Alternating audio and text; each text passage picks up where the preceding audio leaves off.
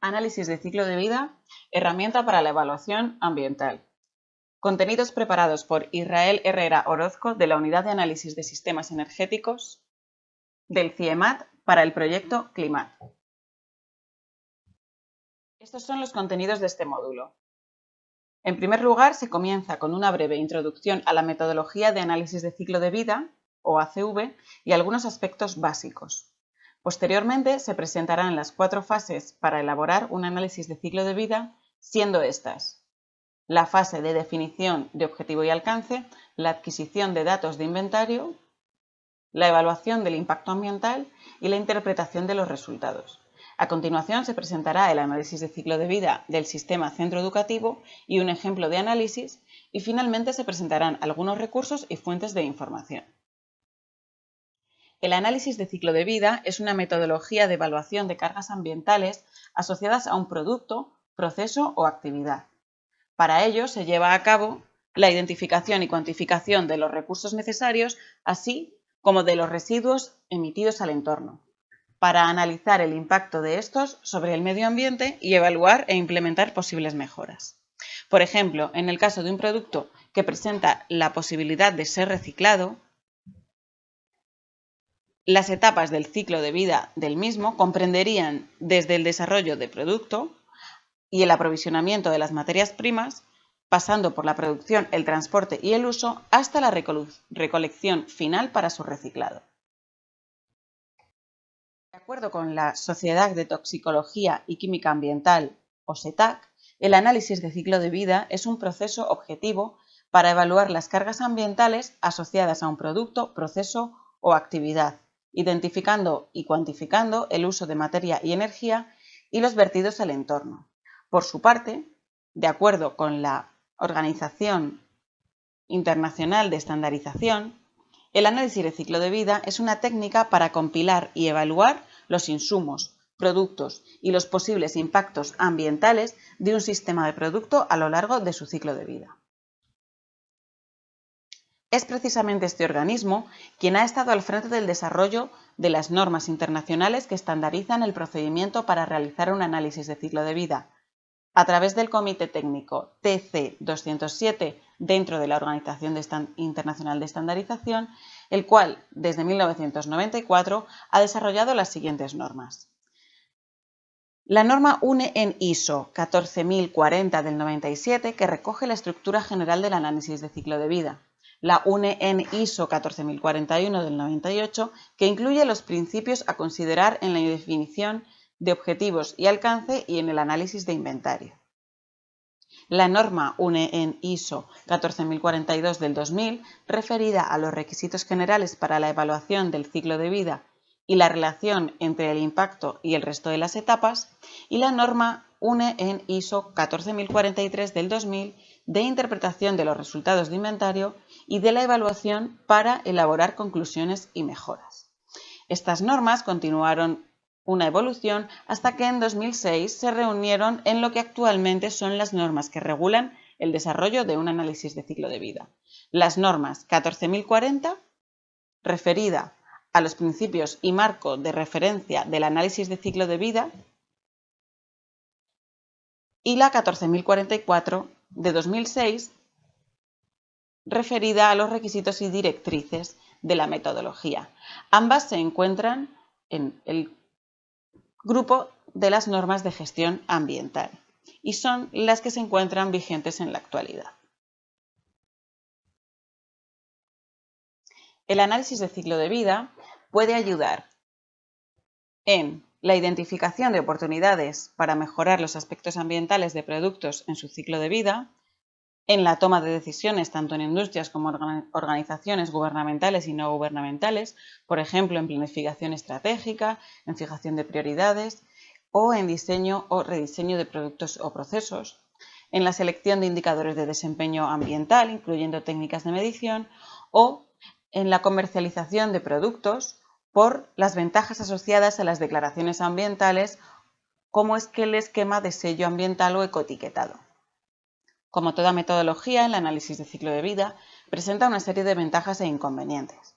Entre las ventajas se puede destacar la objetividad y transparencia del proceso como características esenciales, que es una metodología aceptada en diferentes sectores, que permite un análisis global, así como una concepción integral del producto. Como inconvenientes, el análisis de ciclo de vida presenta los siguientes aspectos. Se trata de un proceso complejo, por ejemplo, a la hora de recabar información de inventario o de asociar cargas. Es atemporal, ya que representa el análisis del sistema producto en un momento determinado, no mide efectos locales y no incluye los riesgos, únicamente los impactos potenciales.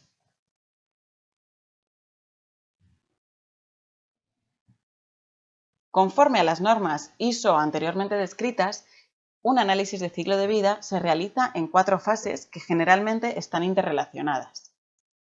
El análisis de ciclo de vida comienza con la declaración del objetivo y el alcance del estudio, que incluye el modo en que los resultados se pretenden comunicar. El objetivo y el alcance deben ser coherentes con la aplicación prevista del análisis de ciclo de vida e incluye información técnica, como la unidad funcional o la definición de los límites del sistema y las hipótesis empleadas. La segunda fase es el análisis de inventario del ciclo de vida, en la cual se recopilan y cuantifican las entradas y salidas y los resultados de un sistema del producto durante su ciclo de vida. Los datos se refieren a la unidad funcional definida anteriormente. La fase de evaluación de impacto del ciclo de vida es la siguiente, en la cual se busca evaluar la significancia potencial de los impactos basados en los resultados de inventario. Y por último, la interpretación de los resultados del análisis de ciclo de vida, que se define como una técnica sistemática para identificar, cuantificar, comprobar y evaluar la información de los resultados del inventario y o de la evaluación. Consiste en realizar la interpretación del ciclo de vida, identificando los aspectos clave del proceso de producción y del ciclo de vida de un producto desde un criterio. Esta fase puede incluir elementos como análisis de integridad o sensibilidad y la elaboración de conclusiones finales o recomendaciones. La primera de las fases, como se ha referido, es la definición del objetivo y el alcance. En esta primera fase se deben definir de forma precisa los siguientes conceptos: los objetivos globales, la finalidad, el producto a estudiar y la audiencia a la que se dirige.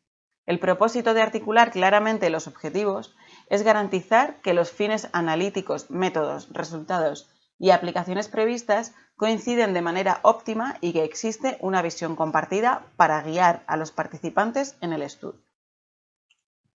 El alcance de los límites del sistema. Se debe identificar el conjunto de procesos unitarios o subsistemas que permiten producir el producto en estudio. Es necesario decidir qué procesos y etapas del sistema se van a incluir en el estudio, así como los criterios que se utilizan para tal decisión y su compatibilidad con los objetivos del análisis de ciclo de vida. Por ejemplo, se puede decidir la exclusión de aquellos materiales que se encuentran por debajo de un porcentaje determinado, o se puede acotar el análisis a unos límites geográficos, tecnológicos o temporales. Finalmente, se debe definir la función o funciones del sistema, para así definir la unidad funcional o de análisis. Esto es importante, sobre todo en aquellos casos donde el producto puede cumplir varias funciones. Si el análisis de ciclo de vida se realiza para comparar ambientalmente varios sistemas, se debe garantizar que cumplan la misma función. La unidad de análisis se refiere a la base de cálculo sobre la cual se efectuarán los balances de materia y energía. En el caso de los análisis de ciclo de vida comparativos, se debe seleccionar una unidad funcional que refleje la función que interesa comparar. La segunda fase comprende el análisis del inventario, en el que se trata de realizar un balance de materia y energía del sistema bajo estudio. Es decir, se trata de recopilar los datos de entradas y salidas de materias primas, energía, emisiones de contaminantes y tipo de producto, para posteriormente cuantificarlos bajo la realización de los cálculos pertinentes. Se trata de un proceso iterativo, ya que la existencia de nuevos datos y el mayor conocimiento obtenido durante el desarrollo del trabajo permiten redefinir con mayor precisión las fases del ciclo o los flujos materiales y energéticos. Los datos recopilados se deben referir a la unidad funcional o de análisis, distinguiendo entre los datos de primer plano o datos específicos requeridos para modelizar el sistema específico, los cuales describen ese producto específico y un sistema de producción, y por otro lado los datos de fondo, los cuales van a aportar la información para materiales genéricos, energía, transporte y sistemas de gestión de residuos a partir de la literatura y diversas bases de datos. Cabe destacar que en los procesos en los que haya diferentes productos o también llamados procesos multifuncionales, la norma ISO especifica una secuencia de pasos para su tratamiento. En primer lugar, se debería evitar la asignación por subdivisión de los procesos involucrados o mediante la expansión de los límites del sistema. Cuando esto no sea posible, se deben asignar las cargas ambientales según criterios de causalidad física. Por ejemplo, en el caso de una refinería de petróleo, podrían asignarse los productos según su contenido energético. Cuando no es posible establecer una relación de causalidad entre el producto y las cargas ambientales, se debe recurrir a métodos de asignación basados en el valor másico, volumétrico, económico o en la combinación de estos. La etapa de evaluación del impacto se trata de un proceso cuantitativo o cualitativo mediante el cual se caracterizan y evalúan los efectos de las intervenciones medioambientales identificadas en el inventario. También pueden incluir juicios y aspectos sobre beneficios medioambientales relativos, así como una comparativa de los inconvenientes de los diferentes sistemas. Existen 3 pasos o subfases obligatorias en la evaluación de los impactos. La selección de categorías de impacto, los indicadores y los modelos de caracterización en primer lugar. En el caso de la huella ambiental ya estarían definidos. En segundo lugar, la clasificación, que se trataría de asignar los resultados del inventario a las categorías de impacto seleccionadas. La asignación ha de fundamentarse en el análisis científico de los procesos medioambientales relevantes y debe permitir responder a la pregunta: ¿cuáles son los impactos medioambientales esperados de cada entrada y salida del sistema? El propósito principal de esta actividad es describir los efectos medioambientales potenciales de las entradas y salidas y decidir qué impactos medioambientales se consideran en la evaluación. Y por último, la caracterización, que es un paso cuantitativo en el cual se evalúa la contribución relativa de cada entrada y salida en su categoría de impacto asignado y se totalizan las contribuciones dentro de cada categoría.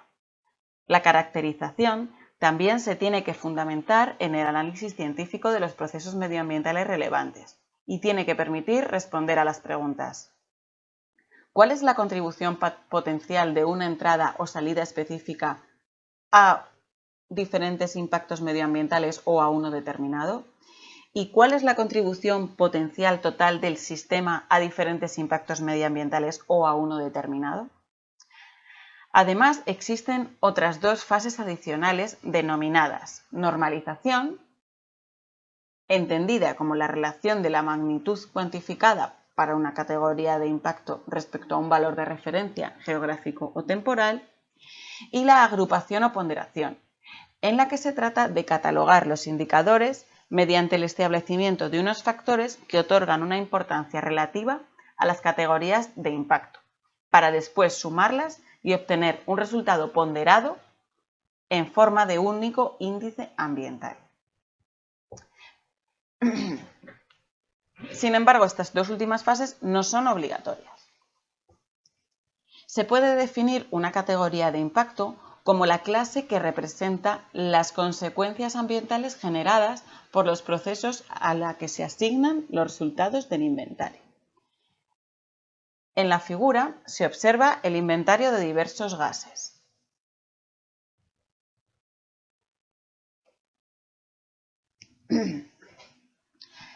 Las 2 primeras subfases comprenden a la selección de categorías de impacto y en este caso serían la acidificación y el cambio climático. Y la posterior clasificación consistiría en asignar cada gas a una determinada categoría. Una vez que cada sustancia del inventario se asigna a una o más categorías de impacto ambiental a través de la clasificación, se compara su valor con respecto a la sustancia de referencia de dicha categoría. Esto se lleva a cabo a través de los factores de caracterización de cada sustancia y representan la contribución de una sustancia a una determinada categoría de impacto en relación a la sustancia de referencia en dicha categoría. Así, se convierten las unidades de carga ambiental a unidades del indicador seleccionado.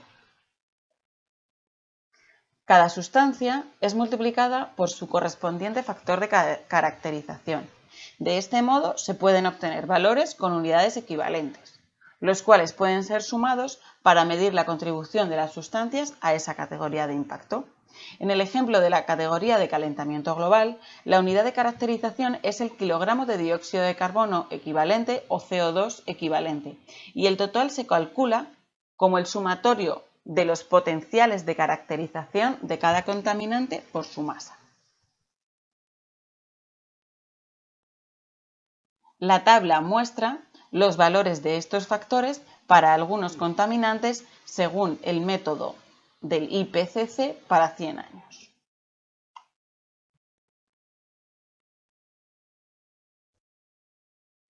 Finalmente, en la cuarta fase de interpretación, una vez tenemos los resultados de las categorías, estos se deben interpretar. En esta fase se incluyen los siguientes elementos: la identificación de los procesos significativos basados en los resultados del análisis del inventario y la evaluación de los resultados.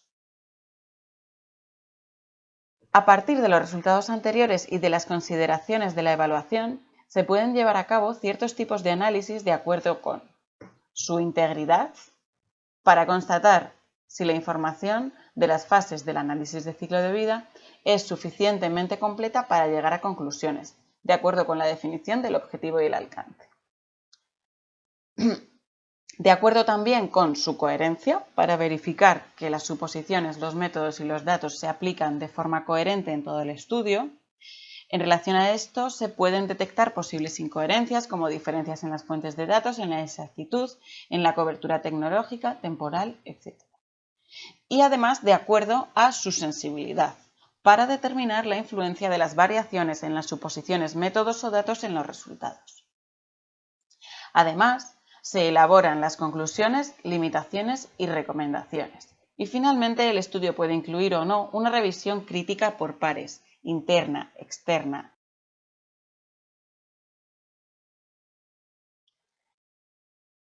En la diapositiva se presenta un esquema del sistema de centro educativo con las entradas de recursos y energía previsible, así como las emisiones efluentes y residuos.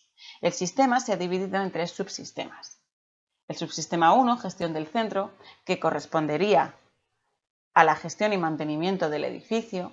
El subsistema 2, que está referido a la actividad educativa, incluyendo consumos referidos a la enseñanza como libros, papel, ordenadores, reactivos de laboratorio, etc.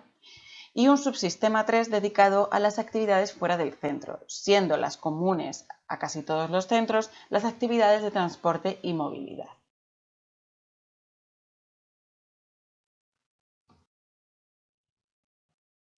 Como ejemplo, se presentan algunos resultados del análisis de la generación de calor si se utiliza una caldera de biomasa, de propano o de gasóleo. En la tabla de la izquierda se resume el análisis del inventario, dividido en entradas de recursos naturales y energía, y las salidas correspondiendo a las emisiones consideradas para los 3 casos. Se utiliza como unidad funcional un megajulio, ya que la función es la generación de calor, lo que quiere decir que los resultados de inventario se presentan en relación a dicha unidad. En la gráfica de la derecha se comparan las emisiones de gases de efecto invernadero equivalentes de los 3 sistemas. Estas sustancias, metano o CH4, óxido de nitrógeno o N2O y dióxido de carbono o CO2, contribuyen a la categoría de impacto ambiental de cambio climático, cada una con un potencial. Sin embargo, estas sustancias no solo se han liberado a la atmósfera debido a al proceso de generación de calor, mediante estas fuentes de energía en la caldera, sino que hay otras emisiones debidas a la extracción del combustible o al transporte de las materias primas que son consideradas y que se relacionan mediante el estudio de ciclo de vida con el megajulio de calor generado.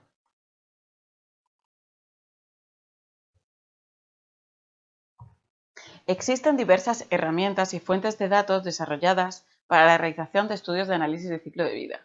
El análisis de inventario y la evaluación del impacto del ciclo de vida pueden completarse con datos disponibles en bases de datos existentes. Esto quiere decir que existen grandes bibliotecas donde están contenidas mucha información de inventario de multitud de materias primas, procesos de producción, productos, etc. En la diapositiva se enumeran las más utilizadas, así como el enlace al que se puede acceder para saber más. Entre las herramientas destacan algunos software que contienen gran cantidad y variedad de datos. Los más utilizados son el software conocido como Gavi y el software conocido como Sima Pro. El uso de unos u otros obedece a una serie de criterios entre los que se encuentran el número de bases de datos que incorporan, la procedencia, calidad y extensión de dichas bases de datos, que permita editar e importar bases de datos existentes, la facilidad de manejo, el número de métodos de evaluación que incorpora, la trazabilidad de los resultados ofrecidos, la calidad de la interfaz con el usuario y el coste económico. Se puede encontrar información sobre los programas en los siguientes enlaces.